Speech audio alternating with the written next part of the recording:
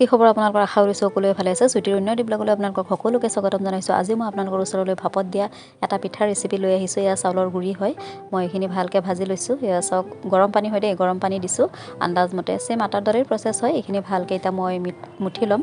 এয়া চাওক মুঠা হৈ গ'ল এতিয়া ধুনীয়াকৈ শ্বেপ দি পেলাই মোৰ মায়ে বনাই আছে আপোনালোকৰ ইচ্ছা যেনেকৈ শ্বেপ দি ভাল পায় আপোনালোকে এইটো নিজৰ ইচ্ছা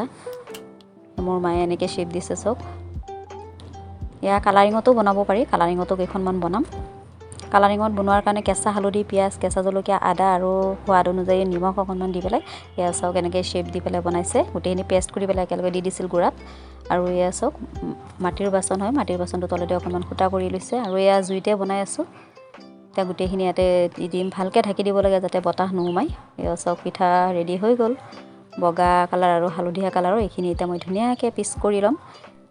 কেইখনমান তেলত দি পেলাই ভাজিম আৰু কেইখনমান তেলত নিদিয়াকৈ ভাজিম তেলত দি পেলাই ভাজি খাব পাৰে আপোনালোকে এইটো নিজৰ লগত কথা যেনেকৈ খাই ভাল পায় আপোনালোকে